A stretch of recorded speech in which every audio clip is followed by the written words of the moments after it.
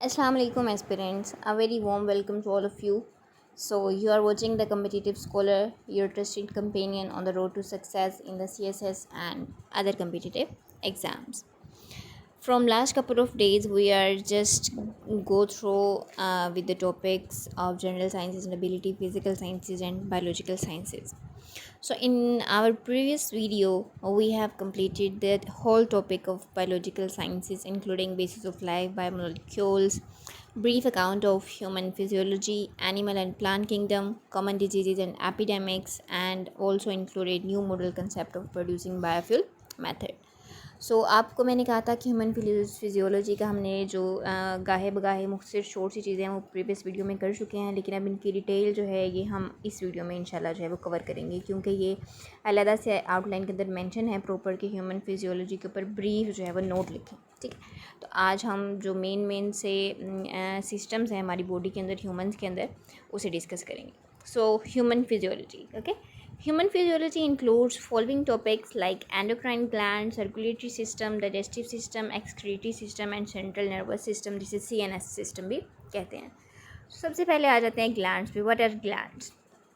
Gland is a group of cells which secrete special chemicals called hormone। जितने भी glands हमारी body के अंदर human organisms के अंदर ग्लैंड्स हैं वो सारे के सारे हार्मोन्स एक्सक्रीट करते हैं, खारिज करते हैं। तो ग्लैंड्स का क्या काम होता है? हार्मोन्स को एक्सक्रीट करना, ठीक है।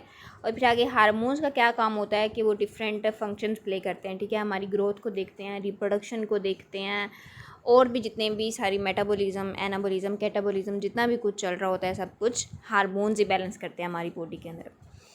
टाइप्स ऑफ ग्लैंड्स दो किस्म के हैं, endocrine and exocrine. Endocrine glands वो हैं जो एंडोक्राइन ग्लैंड से निकलते हैं, ठीक है। जो सबसे बड़ा ग्लैंड है हमारी बॉडी के अंदर, thyroid gland, this secrete hormones directly into the blood, ठीक है। डायरेक्ट हमारे ब्लड के अंदर जाता है, जैसे कि थायराइड ग्लैंड। एक्सोक्राइन ग्लैंड वो ग्लैंड्स हैं जो कि खून के ज़रिए जो है दूसरी चीज़ों के अंदर सिक्रीट करते हैं हार्मोन्स को, जैसे कि हमारी स्किन के अंदर। फॉर एग्जांपल पसीने के ग्लैंड्स, ठीक है, स्लाइवरी ग्लैंड्स, ठीक है, ये हमारी स्किन से निकलते हैं ना, जैसे मुंह के अंदर ज़ुबान से या उसके इर्द गिर्द वाले पार्ट से हमारी थूक जो है वो निकलती है, स्लाइवा। पसीना जो है वो जिस्म के मुख्तलिफ हिस्सों से निकलता है, वो हमारी स्किन से ही निकलता है ना, खून से तो नहीं निकलता। So next, major endocrine glands. Endocrine glands के अंदर अब कौन कौन से ग्लैंड शामिल हैं? टोटल 7 हैं, ठीक है। Pituitary gland, thyroid gland, parathyroid gland, adrenal gland, pancreas, gonads and pineal glands. Major endocrine की सारी डायग्राम बनी हुई है कि कौन सा ग्लैंड जो है वो कहाँ पर है, ठीक है। पिनियल ग्लैंड ब्रेन में है, हाइपोथैलेमस के नीचे। पिट्यूटरी ग्लैंड भी वहीं पे ही है, ठीक है। थायराइड ग्लैंड गले में होता है। थाइमस जो है वो ये हमारे रिस्पिरेटरी ट्रैक्ट के अंदर होता है। पेंक्रियाज जो है आपको पता ही है कहाँ पे प्रेजेंट होती हैं, ठीक है, स्मॉल इंटेस्टाइन से पहले आती हैं। एड्रीनल ग्लैंड जो हैं वो किडनीज़ के ऊपर होते हैं। मेजर एंडोक्राइन ग्लैंड, अब बारी बारी इन सब की खसूसियत हैं कि किसका क्या काम है, ठीक है, क्या कौन सी चीज़ किसको कंट्रोल करती है। हाइपोथैलेमस ये फोर ब्रेन का मेजर पार्ट है। बेसिकली इसका काम है ऑक्सीटोसिन को रिलीज़ करना और एंटी डायरेटिक हार्मोन को रिलीज़ करना। इसका क्या काम है कि एंडोक्राइन ग्लैंड को सारा कंट्रोल करता है। Pituitary glands very small in size, ठीक है, एक पी के मटर के साइज़ के जितना इसका साइज़ होता है। It also called master gland. Pituitary gland को मास्टर ग्लैंड भी कहते हैं, ठीक है, क्योंकि बहुत सारे जितने भी ये हमारी सिक्रीशंस हैं बाकी ग्लैंड्स के भी, उनको भी यही कंट्रोल करता है। It is divided into 2 sections, an interior and posterior, ठीक है। Hormones release from the interior pituitary, वो कौन कौन से हैं? TSH है, थायराइड स्टिमुलेटिंग हार्मोन। ACTH है, adrenocortic hormone.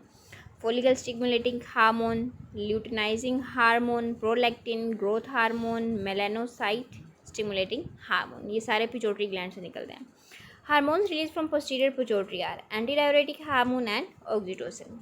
Major endocrine gland में थायराइड ग्लैंड है। It is the centre of the neck at the front below the Adam's apple, ठीक है। एडम्स एप्पल के बिल्कुल सामने जो है थायराइड ग्लैंड होता है। It is made of 2 lobes joined in the center, so it secretes major hormones thyroxine and calcitonin. The body needs a substance called iodine. Iodine क्या नमक में होती है, ठीक है, which is found mainly in salt. Deficiency of iodine can lead to swelling of thyroid gland, a condition termed as goiter. तो जिसे iodine की कमी होती है, ठीक है, उसके गला यहाँ से फूल जाता है और जो है उस कंडीशन को फिर बोलते हैं गोइटर बीमारी होती है उस बंदे को। Parathyroid gland. These glands are present on the thyroid gland. These are 4 in numbers. Their secretion is called parathyroxine or parathormone. It increases the concentration of calcium ions in the blood. Next, adrenal glands. Adrenal glands, also known as suprarenal glands, are yellow pyramid-shaped glands located at the top of the kidney. Each adrenal gland has two parts, adrenal medulla and adrenal cortex. Adrenal cortex secretes two hormones called cortisol and aldosterone, and adrenal medulla secretes two important hormones named as adrenaline and non-adrenaline. These are released during fight, flight and fear, यानी emergency condition के अंदर release होते हैं.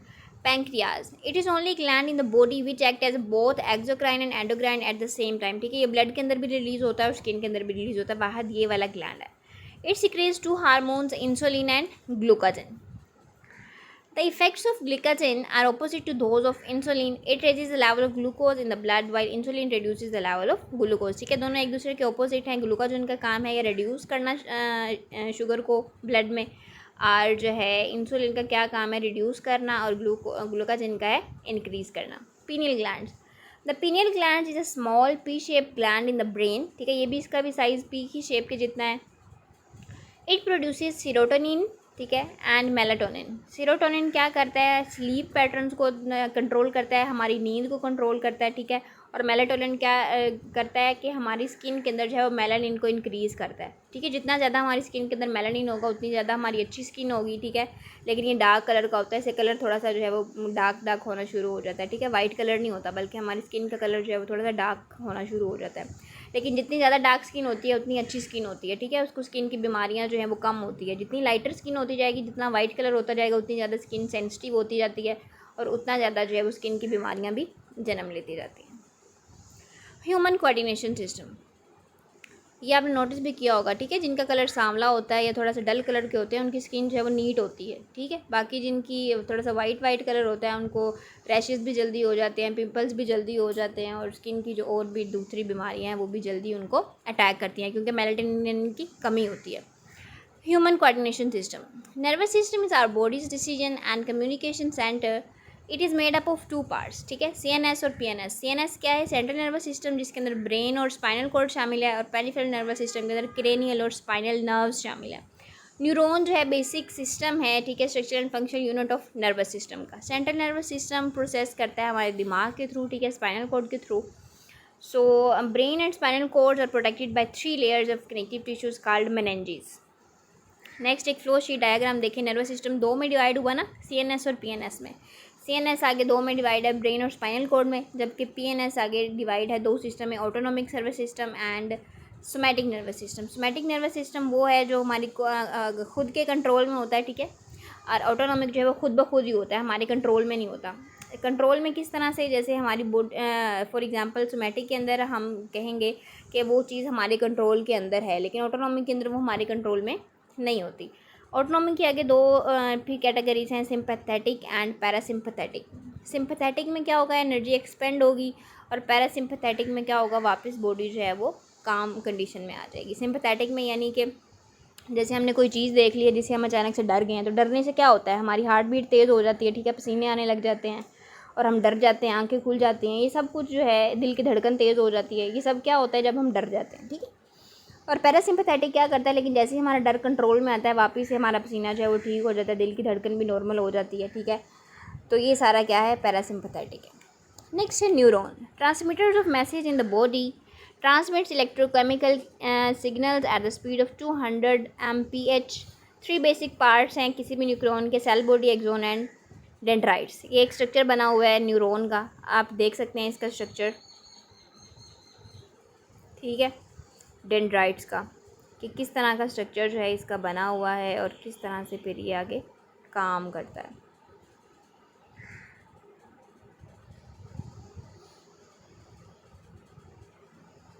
ठीक है, एक nucleus होता है सेल बॉडी के अंदर, डेंड्राइट्स हैं बाहर सारे, एक्सोन उसकी जो पीछे टेल होती है उसे बोलते हैं, माइलिन शीट के ऊपर बना होता है, एक्सोन जो है इसकी एंडिंग होती है.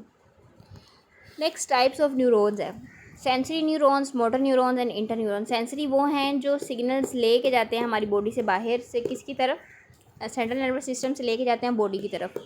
और मोटर न्यूरॉन्स वो होते हैं जो सेंट्रल नर्वस सिस्टम से दूसरी बॉडी पार्ट्स के अंदर हमारे सिग्नल्स लेके जाते हैं. और इंटर न्यूरॉन्स जो हैं इन दोनों के दरमियान जो है कनेक्शन क्रिएट करते हैं, सेंसरी और मोटर न्यूरॉन्स के दरमियान में. ह्यूमन ब्रेन का स्ट्रक्चर दिखाया हुआ है कि बेसिकली 3 पार्ट हैं, फोर ब्रेन, मिड ब्रेन और हाइड ब्रेन, और उसके भी डिफरेंट पार्ट्स लिखे हुए हैं। ब्रेन हैज़ 3 पार्ट्स, ठीक है। फोर ब्रेन के जो इंपॉर्टेंट पार्ट्स हैं थैलेमस, लिम्बिक सिस्टम और सेरिब्रम है, ठीक है। मिड ब्रेन जो है उसके भी इंपॉर्टेंट पार्ट्स होते हैं, कॉर्पस कैलोसम है, थैलेसम है, ठीक है। हाइपोथैलेमस, पिट्यूटरी ग्लैंड, ये सारे मिड ब्रेन में पाए जाते हैं।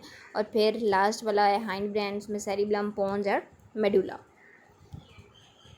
फोर ब्रेन के आगे लिखा हुआ है, ठीक है, क्या क्या काम है। फिर है मिड ब्रेन और hind brain. Spinal cord, spinal cord जहाँ पे ब्रेन खत्म होता है ना, उसके आगे जो हमारी गर्दन के साथ सारी हड्डियाँ इधर शुरू होती हैं, वो सारा क्या है, स्पाइनल कॉर्ड, और रीढ़ की हड्डी तक जाता है स्पाइनल कॉर्ड, ठीक है।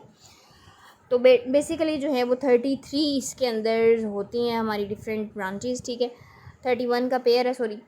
Medulla oblongata narrows down into the oval-shaped hollow cylinder which is running through the vertebral column called spinal cord. Peripheral nervous system. Peripheral nervous system क्या होता है? 12 pairs of cranial nerves के ऊपर depend करता है, 31 pairs of spinal nerves है।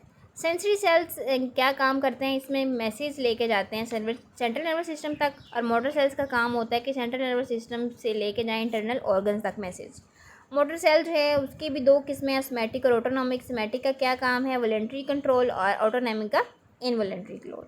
फिर ये आगे पैरासिम्पैथेटिक और सिंपैथेटिक और फिर एंट्रिक डिवीजन को कंट्रोल करते हैं। एक्सक्रीटरी सिस्टम, अब अगला सिस्टम हो गया, ठीक है। The system in which metabolic waste products are excreted out of the body is called excreting. यानी हम जो कुछ भी खाते हैं, ठीक है, लिविंग थिंग्स, ह्यूमन बीइंग्स, तो वो जैसे उसको बॉडी से बाहर निकालते हैं, ठीक है। हमने खा तो लिया, एनर्जी यूज़ तो कर ली, लेकिन अब वो बॉडी से बाहर भी तो निकालना है ना, यूरिन की फॉर्म में, स्टूल की फॉर्म में। तो ये प्रोसीजर कहलाता है excretory system. A pair of kidney is present for the excretion of metabolic waste product, ठीक है। किडनी जो है, हमारे गुर्दे क्या काम करते हैं? यूरिन बनाते हैं, ठीक है, उसे साफ़ करते हैं, और फिर जितनी एनर्जी होती है वो चाहिए होती है वो हम ले लेते हैं, बीच में से ग्लूकोज या और भी जितनी चीज़ें चाहिए होती हैं, बाकी जो वेस्ट होता है वो बॉडी से बाहर निकाल देते हैं। स्ट्रक्चर ऑफ किडनी यहाँ पे बताया हुआ है, ठीक है, कि बीन शेप्ड की होती है, ठीक है, लोबिया की शक्ल की। Its weight less than 1% of the total weight of the body, ठीक है, 1% से भी कम वेट होता है इसका। In each kidney there is lighter outer region that called cortex. The inner pale region is known as medulla. There are cone shaped structure present in medulla which are known as pyramids. There is a funnel-like space into which pyramids projects called pelvis. ये आपने kidney का structure देख लेना है।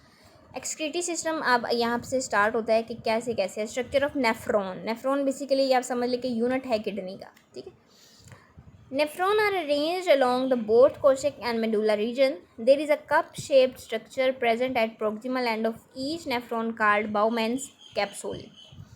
From Bowman's capsule, there arises a long narrow tube which is further divided into 3 parts. Cannulated part known as proximal tubule, long U-shaped part called loop of Henle, and cannulated part known as distal tubule. ये diagram सारा आप देखेंगे तो आपको आसानी से समझ आ जाएगी। Distal tubules open into a duct called collecting duct, and afferent artery enters into the Bowman's capsule and divided repeatedly to form bowl-like structure glomerulus. Walls of the glomerulus are porous. Porous का मतलब क्या? जैसे मतलब क्या है, जैसे छाननी होती है ना, तो उसके अंदर से कोई चीज़ें गुजर सकती हैं, ठीक। From glomerulus there arises afferent arteriole which form the network of capillaries around the proximal loop of Henle and distal tubule. अब इसकी वर्किंग पर बात आते हैं कि किस तरह से वर्किंग होती है। फिल्ट्रेशन, सबसे पहला काम है filtration. Impure blood enters into glomerulus through, जो हमारा ब्लड होता है ना इम्प्योर फॉर्म में, ठीक है, वो जाता है ग्लोमेरुलस के पास। Efferent arteriole in very high pressure, वहाँ पे प्रेशर बहुत हाई होता है, तो हाई प्रेशर होने की वजह से ब्लड जो है वो फिल्टर हो जाता है ग्लोमेरुलस के अंदर, और जितने भी इम्प्योर सब्सटेंसेज होते हैं, ठीक है, वो ब्लड से गुजरते हुए कहाँ पे आ जाते हैं? बोमन्स कैप्सूल में। और फिर बोमन्स कैप्सूल से होते होते जो आगे बच जाता है रेजिड्यू, उसे बोलते हैं फिल्ट्रेट, कि वो फिल्ट्रेट हो गया। Filtrate compose of glucose, salt, urea, vitamin and excess water. Reabsorption, आगे जाके अब क्या होनी है? Reabsorption. When filtrate goes to distal tubule, अब बोमन कैप्सूल से निकल के आ गया डिस्टल ट्यूब्यूल के पास सारा filtrate. Important substances from filtrate like glucose, vitamin and some salt get absorb by blood through osmosis. Secretion, the inner layer of the nephron also secretes nitrogenous waste products into the lumen of nephron. Circulatory system आ गया next, ठीक है। The system in which gases are circulated throughout the body is called circulatory system. It consists of 3 parts: blood, blood vessels and an heart. Blood आपको पता है 55% plasma से मिलके बना है और 45% ब्लड सेल से। प्लाज्मा में क्या क्या चीज़ें होती हैं? 8% सॉलिड सब्सटेंसेज हैं, ठीक है, 2% गैसेज हैं, 90% वाटर है। ये एक ब्लड सेल बना भी हुआ है, ठीक है। ब्लड सेल के अंदर क्या कौन कौन सी चीज़ें होती हैं? रेड ब्लड सेल होता है, प्लेटलेट्स होती हैं, वाइट ब्लड सेल्स होते हैं, ठीक है। ये आपने देख लेनी है इसकी कंपोजिशन के कितने परसेंट क्या चीज़ है। नेक्स्ट सर्कुलेटरी सिस्टम के अंदर ब्लड वेसल्स को डिस्कस करते हैं। ब्लड वेसल्स 3 किस्म की होती हैं, arteries, veins and capillaries. Arteries का क्या काम है? These carry oxygenated blood accept pulmonary artery. These carry blood from heart and distribute to it other part of the body. Blood pressure in arteries is more compared to the blood vessels. ठीक है, pressure यहाँ पे ज़्यादा होता है blood का, और इसका क्या काम है? खून लेना है दिल से, और बाद में दिल से लेके बाकी जितने भी हमारे जिस्म के हिस्से हैं उनको पहुँचाना किन के ज़रिए होता है? आर्टरीज के ज़रिए। नेक्स्ट है वेन्स। वेन्स क्या करती हैं? ये डीऑक्सीजनेटेड ब्लड को लेके जाती है, और इसका भी क्या काम है? बॉडी से लेके हार्ट तक जाना, यानी फिर हमारे पूरे जिस्म से खून को लेके वापस दिल तक पहुंचाना किसके ज़रिए होता है? वेन्स के ज़रिए। यहाँ पे प्रेशर लो होता है। Capillaries, they carry both oxygenated and deoxygenated blood. Blood pressure in the capillaries is less, the wall of capillaries only 1 cell thick. Capillaries का क्या काम है? ये ऑक्सीजनेटेड ब्लड को भी कैरी करती हैं और डीऑक्सीजनेटेड ब्लड को भी कैरी करती हैं, और इनका जो है लेयर जो है वो बहुत थिक होती है। ये सामने स्ट्रक्चर आप देख सकते हैं, ठीक है, बना हुआ है आर्टरीज़ का, वेन्स का और कैपिलरीज़ का। आर्टरीज़ जो हैं आप देख सकते हैं रेड कलर की हैं, ठीक है। वेन्स ये ब्लू कलर की, और दरमियान में जो आपको झुरमट सा नज़र आ रहा है या फिर नेटवर्क नज़र आ रहा है, ये क्या है? कैपिलरीज़, जो बिल्कुल बारीक बारीक होते हैं, ये क्या है? कैपिलरीज़। नेक्स्ट है जी सर्कुलेटरी सिस्टम। ह्यूमन हार्ट, इसका थर्ड पार्ट जो था, it is sac like pumping organ. Heart किस तरह का काम करता है? पंप की तरह। जैसे घर में पंप लगा होता है ना, टैंकी लगी होती है, इसका क्या काम होता है? हमारे घर में जितनी भी टूटियाँ वगैरह जाओ, जहाँ जहाँ पे भी पानी का सिस्टम है वहाँ तक पानी लेके जाना, ठीक है। हार्ट का भी यही काम है, ये पूरे जिस्म के अंदर जो है खून पहुँचाता है, ठीक है, तो पंपिंग ऑर्गन इसे कह सकते हैं। It is enclose in a double membrane sac called pericardial activity और sorry cavity. Heart is compose of special muscles called cardiac muscles. दिल के मसल्स को बोलते हैं कार्डियक मसल्स। अब इसके स्ट्रक्चर की बात करते हैं तो टोटल 4 चैम्बर्स हैं ह्यूमन हार्ट के। 2 अपर चैम्बर्स हैं right and left called आर्टिया which are thin walled. 2 lower chambers called ventricles which are thick walled. Right आर्टियम and right ventricle are completely separate from left आर्टियम and ventricle. Circulation of blood in the heart, यहाँ पे एक चीज़ जो skip की गई है वो ये है कि जो राइट वाला पोर्शन है, ठीक है, वो लेफ्ट वाली बॉडी साइड को कंट्रोल करता है, और जो लेफ्ट वाला पार्ट है वो राइट साइड की बॉडी पार्ट्स को कंट्रोल करता है। ये ह्यूमन स्ट्रक्चर बना हुआ है ह्यूमन हार्ट का। नेक्स्ट सिस्टम है डाइजेस्टिव सिस्टम ह्यूमन फिजियोलॉजी में। The system in which break down of large food particles to smaller absorbable food particles like place is called digestive system. यानी जो भी कुछ हम खाते हैं वो किस तरह से हमारे मुंह से लेके खाने तक आगे जो हमारे सारे जाता है डाइजेस्टिव ट्रैक तक, फिर मैदे में जाता है, ठीक है, मैदे में कितनी डाइजेशन होती है, उसके बाद कहाँ कहाँ पे जाता है, तो स्मॉल इंटेस्टाइन में क्या होता है, वहाँ पे क्या होता है, लार्ज इंटेस्टाइन में, ये सारा जो है डाइजेस्टिव सिस्टम, यानी किस किस तरह से कौन कौन से स्टेप्स हैं जिससे गुजरते हुए हमारी जो फूड है जो हम खाते हैं वो डाइजेस्ट होती है। It consist of following parts: oral cavity, oesophagus, stomach, small intestine, pancreas, liver and large intestine. ये डाइजेस्टिव सिस्टम के एक डायग्राम बनी हुई है। ओरल कैविटी से बात शुरू होती है जी, जहाँ से हम खाते हैं। In oral cavity 3 structure are present: teeth, tongue and salivary gland. सबसे पहले जो भी हमने खाया हमारे मुंह में जाएगा, ठीक है, दांतों से हम चबाएंगे, ठीक है, जुबान मदद करेगी उसे गोल गोल घुमाने में। स्लाइवरी ग्लैंड जो है थूक पैदा करेंगे, स्लाइवा प्रोड्यूस करेंगे, जिससे खुराक जो नरम होती है और चबाने में फिर आसानी होती है और आगे निकलने में भी आसानी होती है। Teeth helps in grinding the food, tongue helps in mixing the food with the saliva of salivary glands. So compound saliva के अंदर अब कौन कौन सी चीज़ें होती हैं? वाटर होता है, वाटर का क्या काम है? लिब्रिकेट करना फूड को। सोडियम बाइकार्बोनेट होता है, ये स्टेबलाइज करता है पीएच फूड को। एमाइलेज एंजाइम भी होता है जो कि फूड को नरम करता है, ठीक है। It acts as starch and glycogen convert them into maltose. When food leaves the oral cavity then it is form of small like ball structure called bolus. जैसे ही हमारे हलक से थोड़ा सा नवाला नीचे जाता है, ठीक है, फिर वो हमारे कंट्रोल में नहीं होता और वो एक गोल सी बोल सी बन जाती है जिसे बोलस बोलते हैं। This bolus then enters into the next part of digestive system called oesophagus. और यहाँ से हमारे हलक से नीचे जाता ही एक नया पार्ट शुरू हो जाता है जिसे कहते हैं oesophagus. Oesophagus is like a pipe. आप समझ लेंगे ये एक पाइप है ओरल कैविटी का, ठीक है, जो मैदे तक जाता है, ठीक है, लंबी नाली। Its walls are composed of muscles. These muscles help in movement of the bolus from the esophagus. The movement of food from the esophagus and the whole digestive system is called peristalsis movement. Peristalsis movement का मतलब क्या है कि खुद ब खुद ही खुराक ने आगे जाना है, हम उसको आगे लेके नहीं जा रहे बल्कि खुद ही खुराक आगे जा रही है। सम टाइम इस तरह होता है कि हमें उल्टी महसूस होती है, ठीक है, दिल ख़राब होता है, तो वो उस मूवमेंट को बोलते हैं एंटी पेरिस्टाल्सिस मूवमेंट। यानी खुराक ने जाना तो नीचे था ना, वो पेरिस्टाल्सिस मूवमेंट थी, लेकिन जब उल्टी मूवमेंट हो रही है मैदे से वापस मुंह तक आ रही है तो वो एंटी पेरिस्टाल्सिस मूवमेंट होती है। During peristalsis movement muscle squeeze just behind the bolus and push it to the forward. अब इसोफेगस से होते होते खुराक कहाँ पे आ गई, स्टमक तक। द स्टमक मसल्स चर्न, इसका क्या काम है, और मिक्सिंग करना फूड की। वहाँ पे मुख्तलिफ एंजाइम्स होते हैं, एसिड्स होते हैं जो कि खुराक को और छोटे हिस्सों में तोड़ देती है। Glands in the stomach lining produce about 2.8 litres of digestive juices each day. एक दिन के अंदर तकरीबन जो है वो 2.5 लीटर प्रोड्यूस होते हैं डाइजेस्टिव जूसेस, ठीक है। Gastric juice contains very strong acid HCl। HCl आपको पता है कि बहुत स्ट्रॉन्ग एसिड है, ये हमारे मैदे के अंदर रोज़ प्रोड्यूस होता है, ठीक है, और दूसरे एंजाइम्स भी जैसे कि पेप्सिन वगैरह। Acid attacks on microbes and kill them and help in combustion of food while pepsin act as a protein and break them into smaller units. Before the food leaves stomach, it changes into semi-fluid like structure कायम which enters into small intestine। अब मैदे के अंदर digestion के बाद जो structure बन गया उसे कहेंगे कायम, और यहाँ से मैदे से खुराक होती हुई पहुँच जाएगी स्मॉल इंटेस्टाइन के पास। स्मॉल इंटेस्टाइन के आगे 3 हिस्से होते हैं, ड्यूडेनम, जूजिनम एंड इलियम। ड्यूडेनम का क्या काम है, it is the first part of small intestine. When food enter into duodenum it causes the release of secretion from pancreas and liver. Both pancreas and liver pour their secretion directly into duodenum, and duodenum itself only secretes one enzyme called enterokinase, which help in the activation of trypsin into trypsin। यानी इसका काम है कि और ज़्यादा जो है secrete करना एंजाइम में खुराक को जो है वो और ज़्यादा डाइजेस्टेबल बना देना। जूजिनम अब दूसरा हिस्सा है स्मॉल इंटेस्टाइन का। Food is completely digested in jejunum. It contains 5 enzyme. यहाँ पर भी 5 एंजाइम्स होते हैं, ठीक है। इनका भी काम है कि खुराक को मज़ीद छोटे मॉलिक्यूल में तोड़ देना।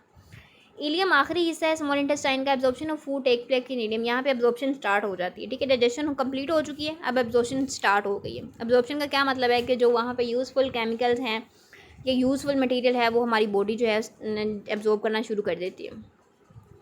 Internal surface of ileum has finger like projections called villi. Each villus is, एक को विलस बोलेंगे, ज़्यादा को विलाई, ठीक है।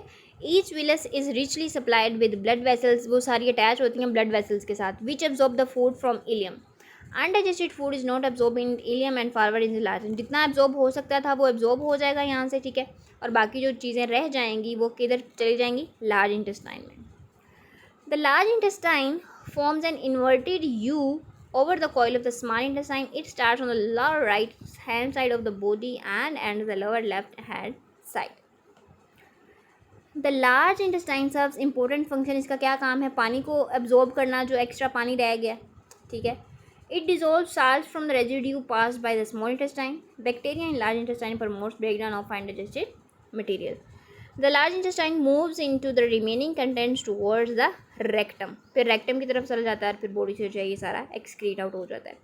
पास्ट पेपर्स में CSS के कुछ इससे रिलेवेंट क्वेश्चन आए हुए हैं, जैसे कि what is the endocrine system, right the names and function of endocrine glands, briefly explain the functions of following in human body, kidneys, thyroid gland, pituitary gland, discuss the function of kidneys in human body. Plant and animal kingdom system जो है previous हम कर चुके हैं सारी video में, ठीक है। यहाँ से दोबारा मैं आपके सामने थोड़ा सा इसको शॉर्ट व्यू दे देती हूँ। किंगडम प्लांटी जो है ये आप देख सकते हैं आगे इसकी क्लासिफिकेशन, थैलोफाइट्स में, ब्रायोफाइट्स में, ट्रीडोफाइट, जिम्नोस्पर्म और एंजियोस्पर्म्स के अंदर। फिर इनकी इवोल्वेशन है कि कैसे कैसे जो है वो कौन कौन से इवोल्व हुए, ठीक है। फिर एनिमल किंगडम आ गया, एनिमल किंगडम की भी आगे क्लासिफिकेशन है, कोर्डेट्स में, नॉन कोर्डेट्स में, इनकी फिर आगे खसूसियात हैं, कौन सी किस तरह से इवोल्व हुई, ठीक है। यहाँ पे फिर कुछ के एग्जांपल साथ कोड की हुई हैं। वर्टिब्रेट एनिमल्स कौन से होते हैं जिनकी वर्टिब्राई होती है और इनवर्टिब्रेट जिनकी नहीं होती, उसकी कुछ एग्जांपल्स हैं। फिर यहाँ पे उन्होंने और एग्जांपल लिखी हुई, यानी कि एनिमल किंगडम के जितने भी ग्रुप्स हैं, ठीक है। Mammalia, reptilia, aves, amphibia, Pisces, ये सारी पता है आपको, उनका जनरल सा ओवरव्यू है। जस्ट यही चीज़ें इंपॉर्टेंट है, ये प्रीवियस वीडियो में भी हम कर चुके हैं। इंशाल्लाह जो है नेक्स्ट वीडियो में हम इन्वायरमेंटल साइंसेस को गो थ्रू करेंगे। सो मिलते हैं नेक्स्ट वीडियो में। तो अभी तक आपने अगर मेरे चैनल को सब्सक्राइब नहीं किया था कॉम्पिटिटिव स्कॉलर, तो काइंडली उसे सब्सक्राइब कर दें, और मिलते हैं नेक्स्ट वीडियो में इंशाल्लाह। तब तक के लिए अपना ख्याल रखें। अल्लाह हाफिज़।